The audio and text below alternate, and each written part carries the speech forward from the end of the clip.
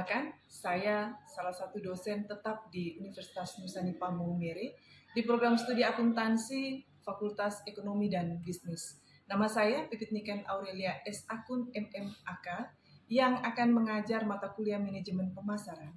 Dalam pertemuan kali ini, kami akan membahas tentang lingkungan pemasaran, di mana kami sudah masuk pada pertemuan 5 dan pertemuan yang ke-6.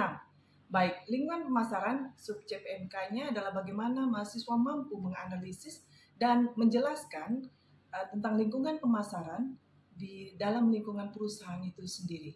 Baik, mari kita simak sama-sama video pembelajaran yang akan kami buat. Halo semuanya, hari ini kita masuk di pertemuan yang kelima di mata kuliah manajemen pemasaran. Hari ini kita belajar tentang lingkungan pemasaran. Apa dan bagaimana lingkungan pemasaran? Mari kita bahas sama-sama, tapi sebelumnya mungkin Ibu sampaikan dulu tentang RPS atau rencana pembelajaran semester yang akan kita capai di semester ini atau di pertemuan yang kali ini, yaitu pertemuan yang kelima. Di sini kalian harus atau ke subjek PMK yang diharapkan adalah kalian mampu untuk menganalisis kebutuhan dan tren di lingkungan makro dan mikro dalam sebuah peramalan dan pengukuran dari pemasaran yang dari sebuah pemasaran di perusahaan. Baik, ini adalah rencana pembelajaran. Saya harapkan kita bisa mencapainya untuk pertemuan kali ini.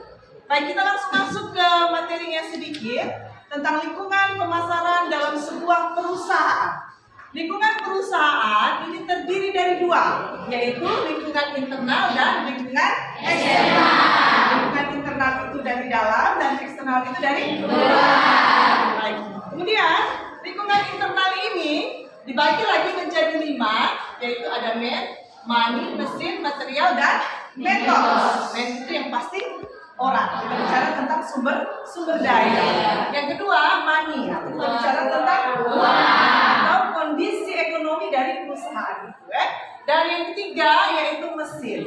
Mesin itu pasti teknologi, mesin yang digunakan, Dan yang keempat, material, bahan baku, bahan dasar yang digunakan oleh perusahaan tersebut. Kemudian yang kelima adalah metode. Metode apa yang dipakai dalam perusahaan. Baik, ini adalah tentang lingkungan internal. Baik, lingkungan eksternal. Lingkungan eksternal ini lagi dibagi menjadi dua, lingkungan mikro dan lingkungan makro. Kita bicara mikro, berarti kita bicara sesuatu yang kecil. Sedangkan kalau kita bicara tentang makro, sesuatu yang lingkupnya lebih luas, lebih besar jangkauannya. Baik, lingkungan mikro eksternal ini terbagi lagi menjadi 6. Ada pemasok, tahu pemasok mereka yang bekerja sama dengan perusahaan untuk menyediakan bahan baku Baik, yang kedua yaitu para perantara pemasaran. Jadi mereka contohnya adalah kios-kios, toko, itu adalah perantara dari pemasaran. Yang ketiga ini adalah perantara keuangan. Contohnya seperti apa? Bank, koperasi yang menyalurkan kredit, uang boleh. Baik. Yang ketiga, yang keempat yaitu pelanggan. Kita butuh itu pelanggan, karena siapa yang beli produk kita kalau bukan mereka, Baik. Atau siapa yang menggunakan produk kita kalau bukan pelanggan. Sedangkan yang kelima yaitu saing. Saing ini bisa dianggap penting dan tidak, tapi justru ini menjadi sangat penting karena dengan adanya pesaing, maka perusahaan akan lebih terpacu untuk menciptakan produk-produk yang lebih banyak, lebih baru, lebih unggul, karena kita punya pesaing. Baik, sedangkan yang terakhir yaitu masyarakat. Baik, ini kemudian tadi kita bicara tentang yang berikut adalah lingkungan makro. Ini ada 6 lingkungan yang membentuk dari lingkungan makro itu sendiri. Yang pertama adalah lingkungan demografi. Lingkungan demografi ini kita bicara tentang kependudukan atau jumlah penduduk dari waktu ke waktu. Kemudian yang kedua adalah lingkungan politik. Politik usah dibahas, kami semua tahu kan lingkungan politik itu apa. Bagaimana aturan atau regulasi yang berlaku dalam suatu daerah. Kemudian yang ketiga adalah lingkungan teknologi. Kemudian terus yang berikut yang keempat adalah lingkungan budaya. Terus yang kelima ada lingkungan apa itu? Dan lingkungan ekonomi. Jadi ada 5 pembentuk dari lingkungan eksternal makro, Baik. Dari semuanya itu tadi, maka perusahaan apabila ingin menganalisa suatu lingkungan yang ada di sekitar mereka, perusahaan bisa menggunakan yang namanya analisis SWOT. Analisis SWOT ini merupakan identifikasi, mencari tahu ciri-ciri berbagai faktor internal perusahaan dan faktor eksternal yang mana mempengaruhi potensi bisnis dan daya saing. Potensi bisnis dan daya saing perusahaan secara sistematis dan menyesuaikan atau mematchkan di antara faktor tersebut untuk mencari tahu strategi perusahaan. Baik, ini adalah bagian-bagian atau tahapan-tahapan atau inti dari analisis SWOT. Yang pertama adalah strength, yaitu kekuatan. Kemudian yang kedua adalah weakness, yaitu apa? Kelemahan. Strength dan weakness ini adalah yang berasal dari dalam perusahaan atau internal. Sedangkan opportunity itu merupakan peluang dan threat itu adalah ancaman yang berasal dari luar perusahaan atau eksternal. Baik, adik-adik, secara garis besar saya sudah menyampaikan materi tentang lingkungan pemasaran. Sekarang saya meminta kalian sudah terbentuk dalam 4 kelompok. Mari kita bersama mendiskusikan. Ada 4 hal yang harus kalian bahas bersama. Mungkin yang sebelah sini kelompok 1, kelompok 2-nya di belakang, kelompok 3 di sini ya. Kelompok 4 di belakang ya. Baik. Yang pertama, untuk kelompok 1 silakan kalian mencari tahu atau menganalisis secara SWOT lingkungan pemasaran dari koperasi Obermas. Tahu koperasi Obermas ya? Baik.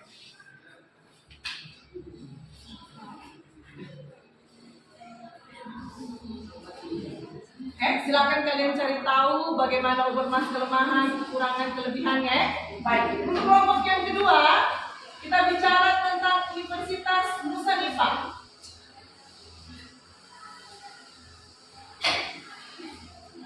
Yang ketiga ini kita bicara tentang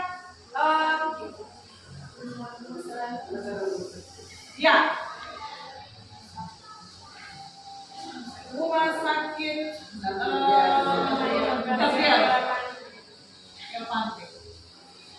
Gabriel.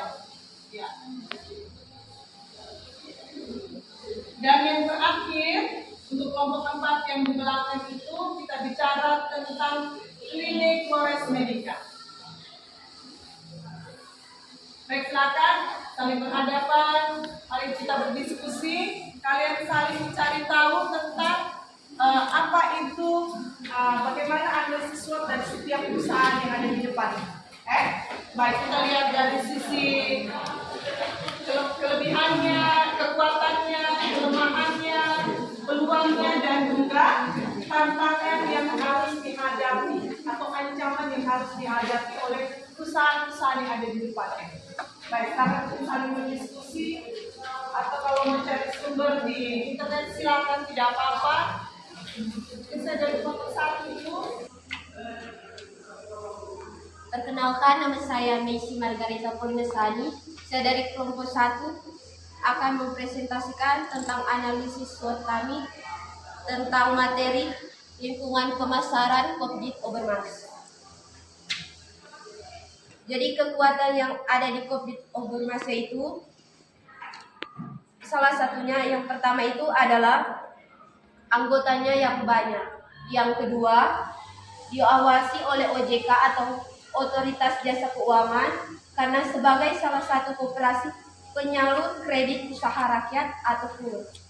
Yang ketiga, koperasi Obermas ini termasuk koperasi profesional karena para pengelola telah mengikuti sertifikasi profesional yang diberikan oleh lembaga independen yang bekerja sama dengan Badan Nasional Sertifikasi Profesi atau BNSP sebagai bentuk peningkatan sumber daya manusia menuju koperasi yang profesional. Yang ketiga, KSP Kopdit Obermas adalah satu koperasi yang memiliki mesin ATM yang ada di Provinsi NTT. Selanjutnya yaitu kelemahan.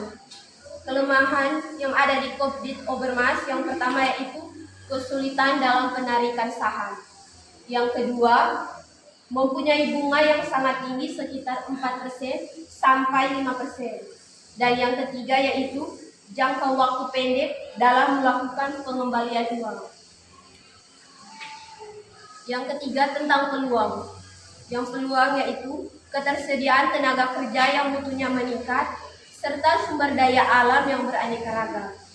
Dan yang terakhir tentang tantangan yaitu semakin banyak koperasi kredit di Maumere dengan menawarkan berbagai keunggulan yang harus memacu Kopdit Obermas untuk menciptakan banyak inovasi-inovasi baru. Seperti yang kita ketahui sekarang yang di Maumere ini sudah banyak muncul koperasi-koperasi baru, entah itu koperasi hidrolik, koperasi keju, atau koperasi-koperasi lain dengan menawarkan bunga yang bahkan lebih rendah dari koperasi Obermas. Bahkan koperasi-koperasi lainnya bahkan menawarkan ada berbagai macam keunggulan kayak ada simpanan buat harian, sedangkan kan di koperasi Obermas ini kebanyakan tentang simpanan bulanan sama simpanan mingguan. Itu yang menjadi tantangan dari koperasi Obermas. Terima kasih. Sekarang kami kelompok 1 membuka sesi tanya jawab bagi kelompok-kelompok lain atau bahkan mempunyai sanggahan atau mempunyai masukan, dipersilakan. Adik-adik tadi sudah dengar dari kelompok 1 ya, mereka memaparkan pandangan mereka atau analisis mereka menggunakan SWOT terhadap lingkungan pemasaran dari koperasi Obermas. Baik, mungkin kelompok lain ada yang mau menanggapi, silakan acungkan tangan dan berdiri ya. Silakan, saya persilakan yang mau menanggapi atau membuka pertanyaan atau mau menambah, tidak apa-apa. Untuk Baik, saya perkenalkan, nama saya Rosalia Mariselwea. Saya berasal dari kelompok 2. Saya akan menanggapi tentang analisis yang teman jelaskan tadi. Pertanyaan saya, bagaimana cara Kopdit Obermas untuk meningkatkan kualitasnya di tengah banyaknya koperasi pesaing? Dan saudari mengatakan tadi, menjelaskan adanya kelemahan terhadap Kopdit Obermas tersebut. Pertanyaannya, bagaimana cara mengatasi kelemahan yang ada pada Kopdit Obermas tersebut? Sekian. Baik, kami akan menjawab pertanyaan dari kelompok 2. Pertanyaan yang pertama yaitu cara meningkatkan kualitas pelayanan. 1. Meningkatkan kualitas pelayanan dalam hal kecepatan melayani anggota. Yang kedua, menjemput angsuran anggota dengan menggunakan mobil kas keliling. Pertanyaan yang kedua, bagaimana cara mengatasi kelemahan? Menurut pendapat kami, untuk mengatasi kelemahan dalam hal kesulitan proses penarikan saham adalah dengan melaksanakan pelayanan secara tersistem, artinya beberapa bukti atau persyaratan tersebut dari pihak Obermas sudah menyimpan data-data nasabah bersangkutan secara tersistem, sehingga pada saat proses penarikan hanya membawa KTP asli dan harus nasabah yang bersangkutan sendiri yang menarik saham. Sekian jawaban dari kelompok kami.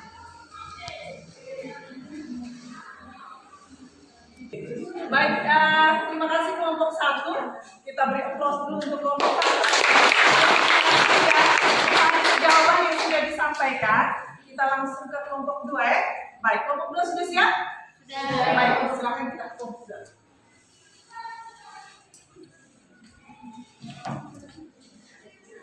Baik, terima kasih atas waktu dan kesempatan yang diberikan. Perkenalkan, saya Rosalia Mariselwea, berasal dari kelompok 2.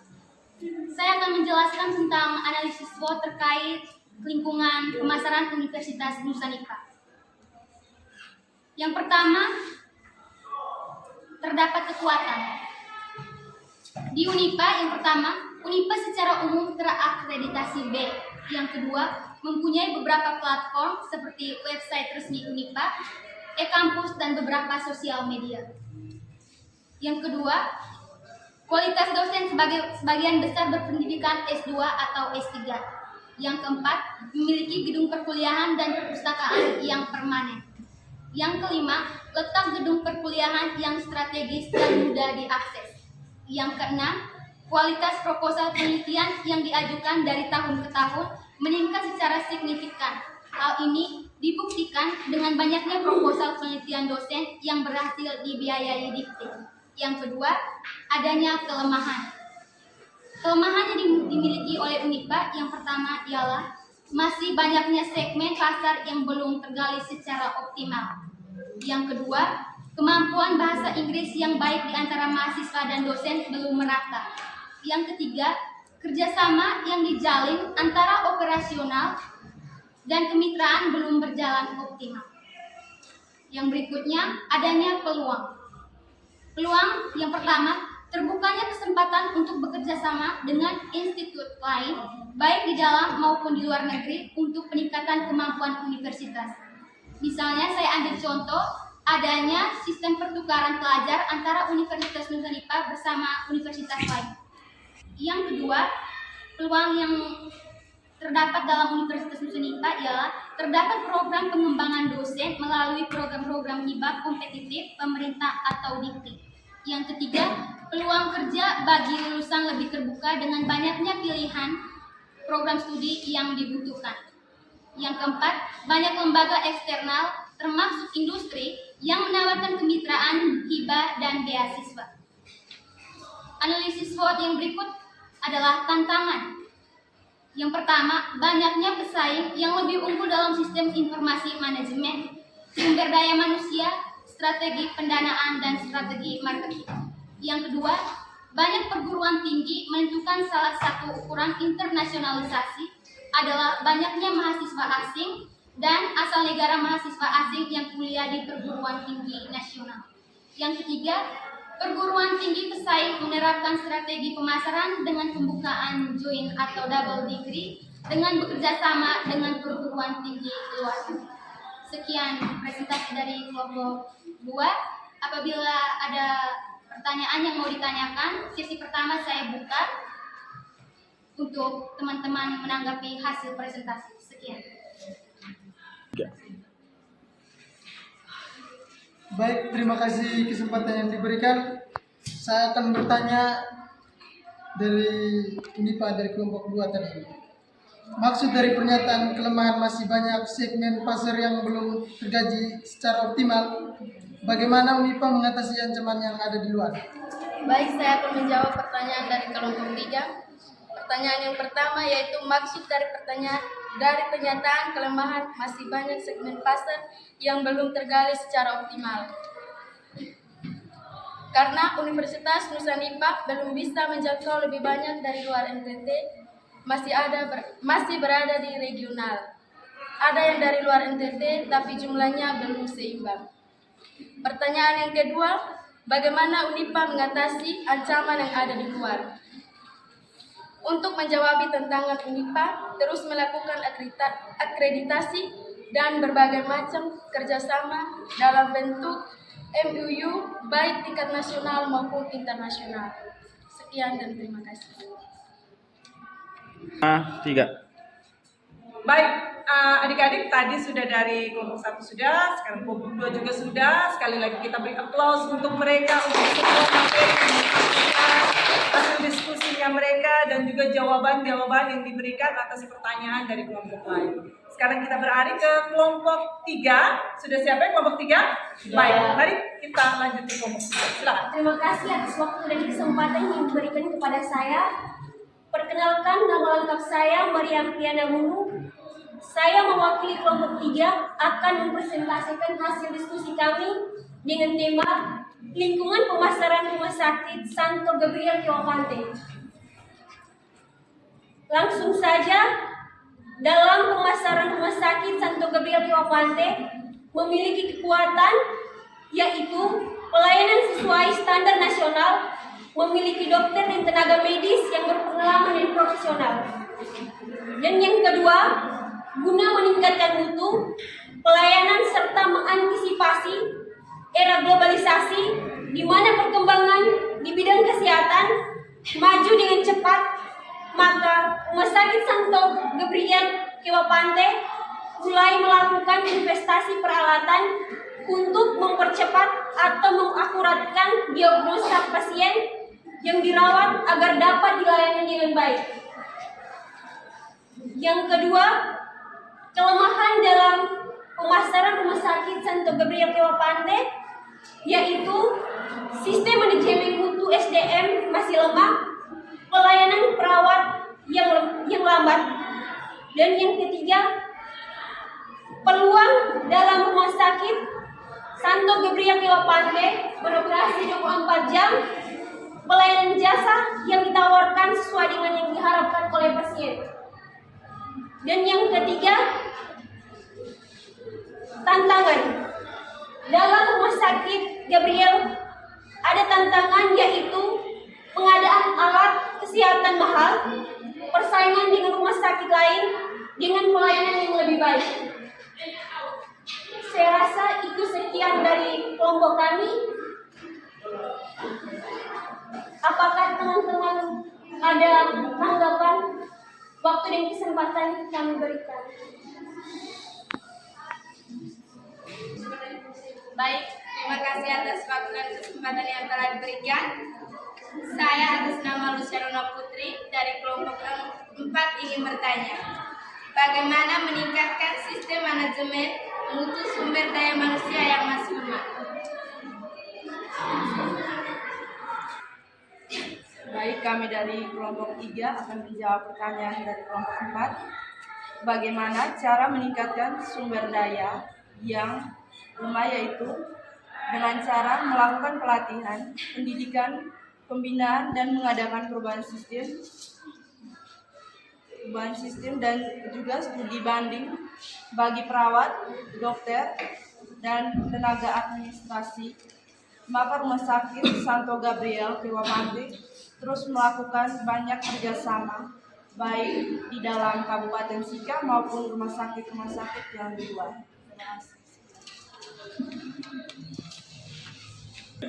Ya, adik-adik tadi sudah dari kelompok 3 ya. Kita sudah dengar bagaimana mereka memaparkan tentang lingkungan pemasaran yang ada di rumah sakit Santa Geopante di Geopante sana ya, Santo Gabriel Geopante. Dan juga pertanyaan yang diajukan tadi sudah dijawab dengan baik. Sekarang kita menuju ke kelompok 4, tapi sebelumnya mari kita beri applause dulu ya.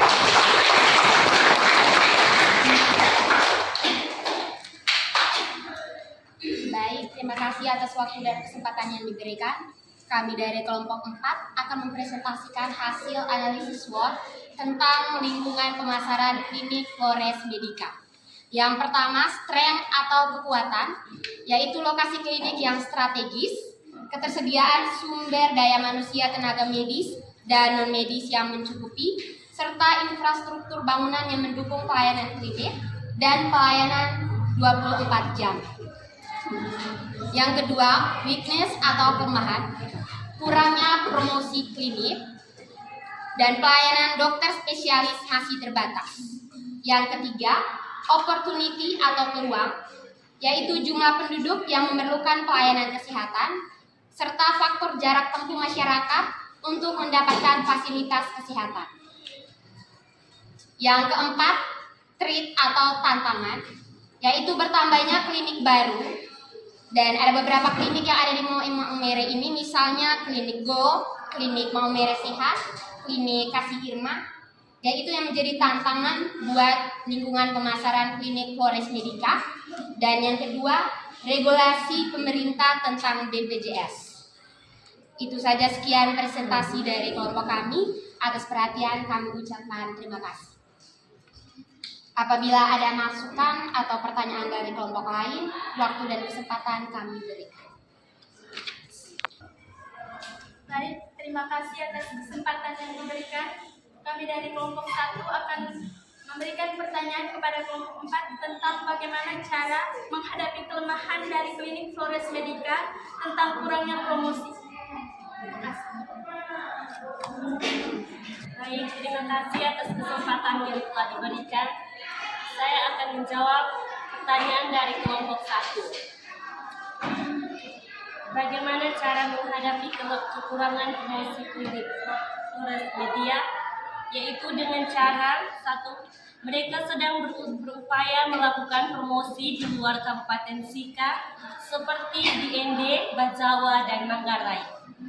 2. Dengan pelayanan dokter spesialis masih terbatas. Mereka mulai membuka pelayanan online atau mereka menggunakan teknologi sehingga pasien tidak hanya konsultasi secara tatap langsung, tetapi juga bisa melalui online. Terima kasih.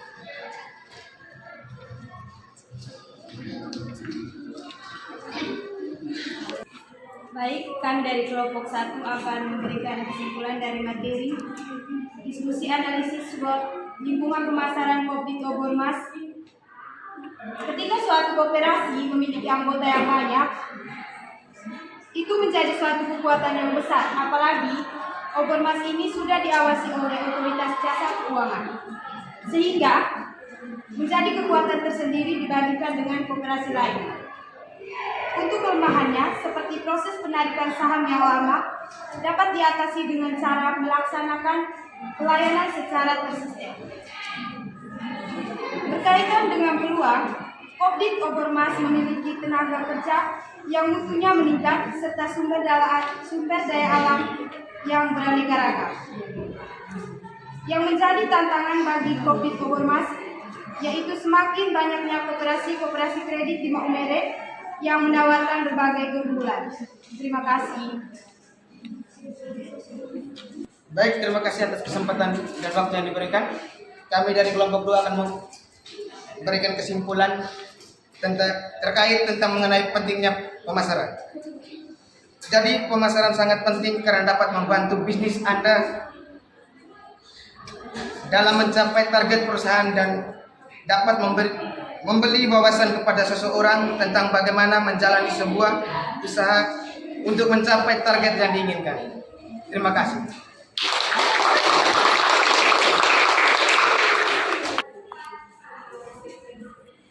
Terima kasih atas waktu dan kesempatan yang diberikan.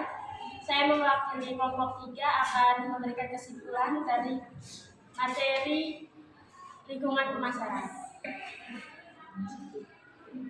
Kesimpulan dari lingkungan pemasaran adalah kombinasi kegiatan yang saling berkaitan guna mendapatkan informasi perihal kebutuhan konsumen dengan adanya penciptaan, pertukaran dan penawaran produk ataupun jasa yang memiliki nilai serta untuk mengembangkan kegiatan promosi, pelayanan, penyaluran hingga keperluan konsumen bisa terpenuhi dengan baik pada suatu keuntungan tertentu.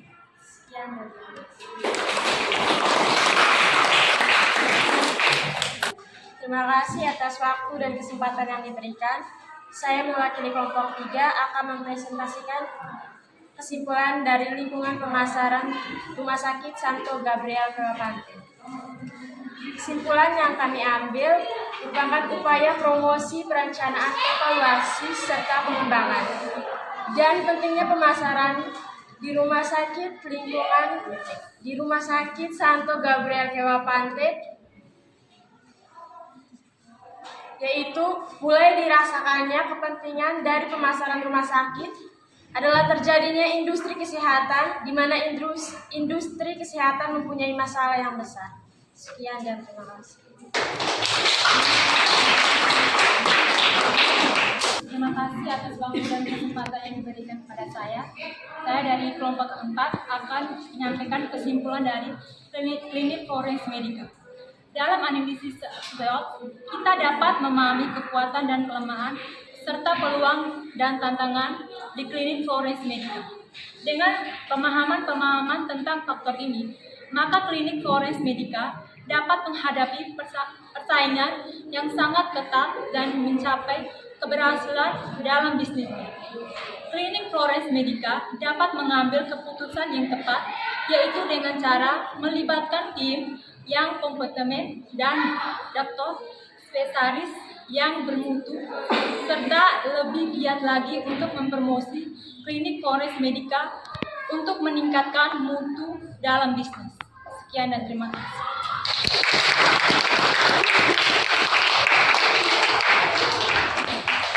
Sekalian, hari ini kita sudah selesai melalui diskusi materi sudah saya sampaikan, kita diskusi bersama tentang apa itu lingkungan pemasaran. Jadi nanti kita jumpa lagi di minggu depan di pertemuan yang ke-6 ya. Jumpa lagi dengan riset pemasaran. Baik, terima kasih semuanya. Kita jumpa minggu depan. Selamat siang. Terima kasih.